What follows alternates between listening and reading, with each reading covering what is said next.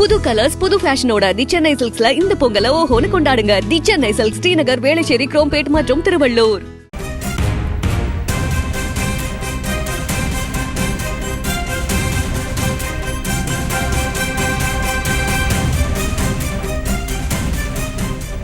மற்றும் ஒரு அண்மை செய்தியை பார்த்து வருகிறோம். கடலூரில் 70% பேருந்துகள் இயக்கப்பட்டு வருகின்றன.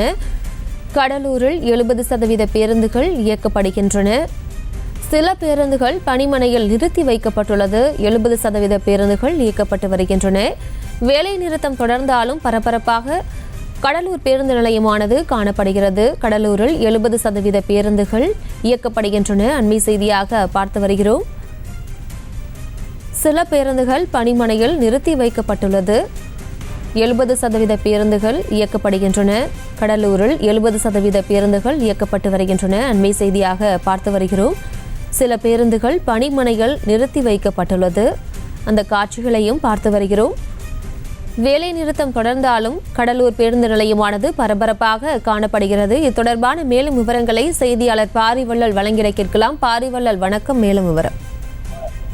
பிரியங்கா, தமிழ்நாடு அரசு போக்குவரத்து ஊழியர்கள் வரவுக்கும் செலவுக்கும் வித்தியாசமான தொகையை அரசு ஏற்க வேண்டும்.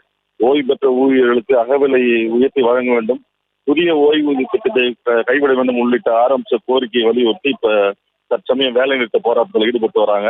கடலூர் மாவட்டத்தை பொறுத்த வரைக்கும் 610 பேருந்து இங்க இருக்கு. இதுல பாத்தீங்கன்னா மாவட்டம் முழுவதும் 70% பேருந்துகள் இயக்கப்படுது.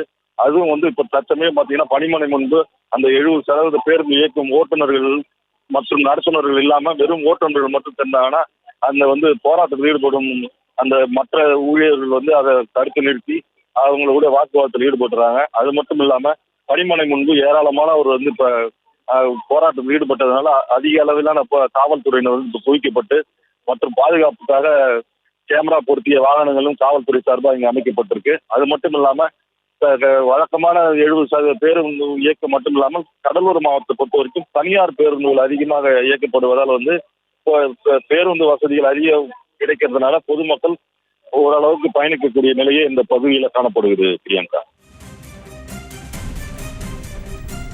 கடலூரில் 70% பேருந்துகள் இயக்கப்பட்டு வருகின்றன. இது தொடர்பான விவரங்களுக்கு நன்றி பாரிவள்ளல். செய்திகளை உடனுக்குடனும் துல்லியமாகவும் தெரிந்து கொள்ள சப்ஸ்கிரைப் பண்ணுங்க.